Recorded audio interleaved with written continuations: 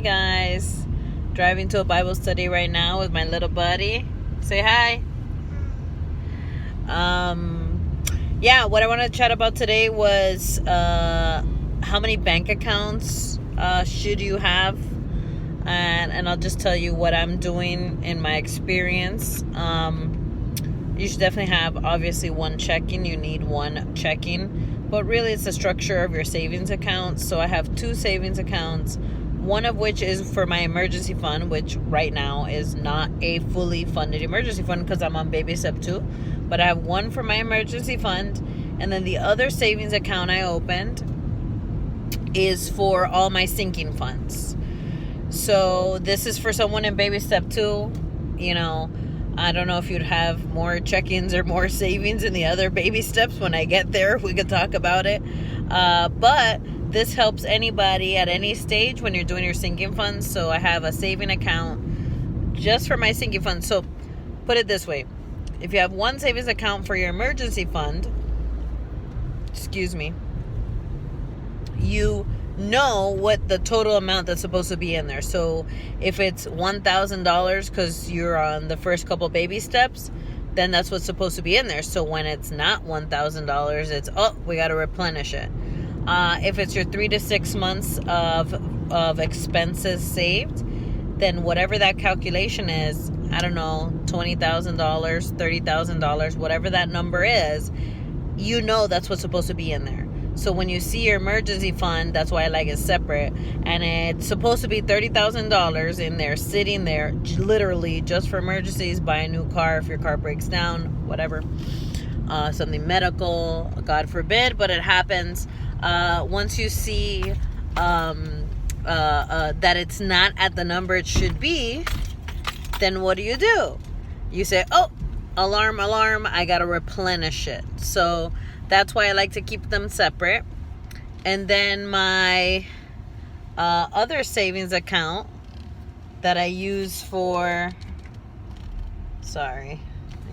Miami drivers doing something weird.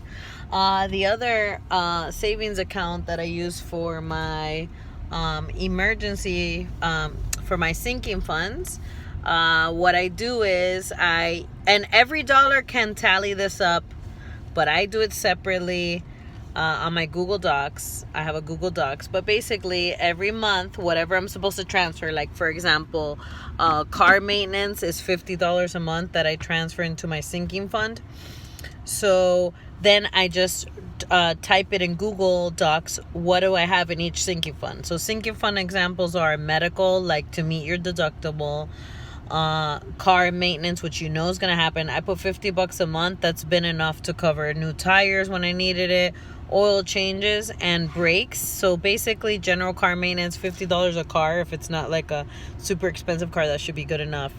And what else? People do vacation sinking funds. I was doing a babysitting sinking fund so that I have some money there. But you could think about what are some of the things in your life. Clothing sinking fund is a good one, right?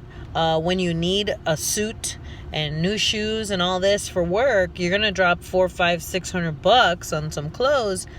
Where is that? You didn't budget for it, but if you save $100 a month, $200 a month, $200 a month, that is $2,400 a year. That's more than enough to keep up a wardrobe for a family in general. That's a good amount of money. So when you do it like that, then you actually have money to spend when you need it. So anyway, that's how I do it. I have 3 accounts, a checking, one savings for my emergency fund, and one savings for all my sinking funds that I keep track on a Google Doc.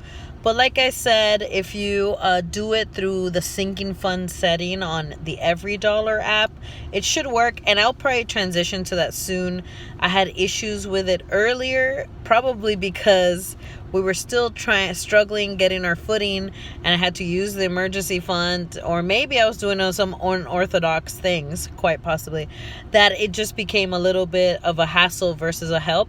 But when you're entering the money to the sinking fund account on Every Dollar, every month it tallies up how much is in there. But yeah, or you could do it on both.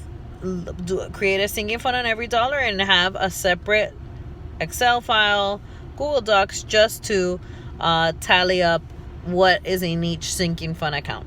But that's how I do it. It's been very helpful. I know which accounts for what purpose. And yeah, that is all. Have a good day. Bye.